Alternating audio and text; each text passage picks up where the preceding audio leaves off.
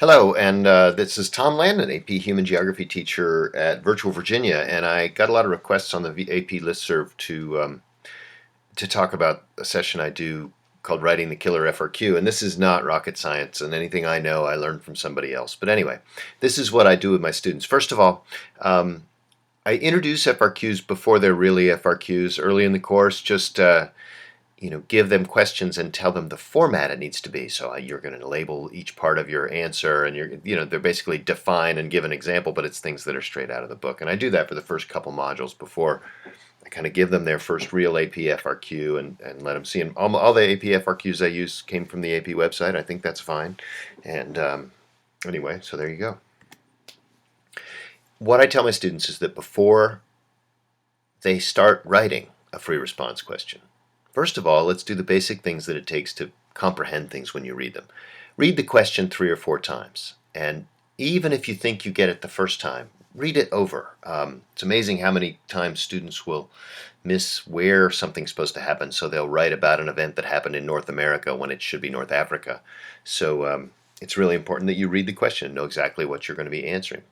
Look for words that tell you exactly what the question is asking. Identify, explain, provide examples, compare, or contrast. Each of those things will, and I don't think they usually do a contrast, but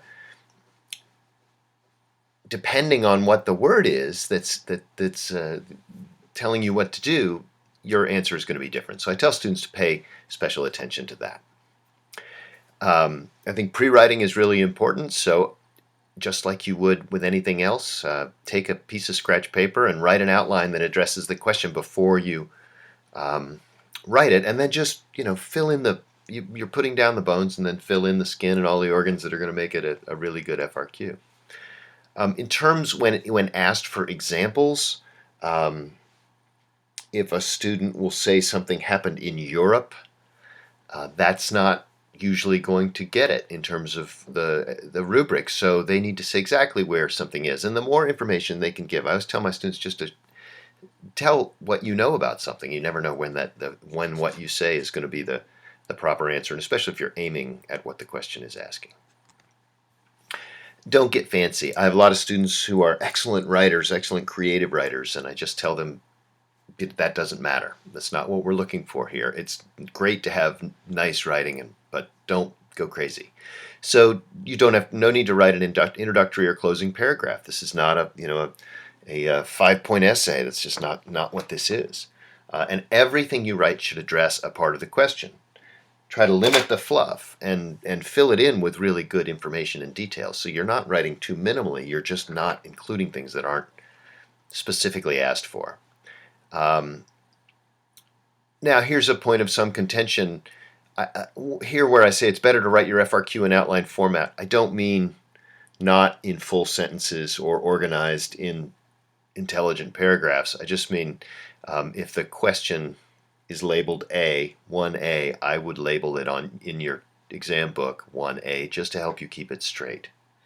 It's not required, but it's certainly not a bad idea. And it helps those readers when they're reading thousands of these things to know what part of the question they're supposed to be answering. No first person.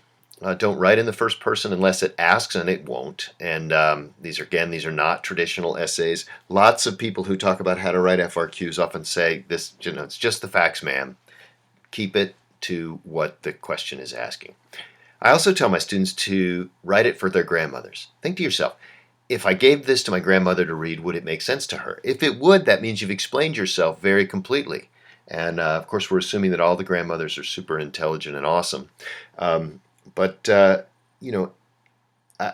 tell my students to write to me as though I'm not very smart, so they have to really slow down and explain things to me. And if they do that, that's better. It's not a solid rule, but I tell my students no abbreviations because often they transpose them, and also it's just not appropriate. That it doesn't take that much time to write out less developed country, and you might as well do it. In general, as long as they don't go crazy, too much is better than not enough. And I just tell my students that when you think you're done, maybe write one more sentence in each section of the FRQ.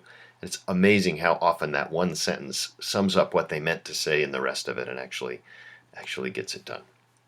So then what I do, and I'm not going to do this now, is kind of go through some sample questions and give the kids the prompts and give them just a minute or two, not even to write, but just to think about what the answers are.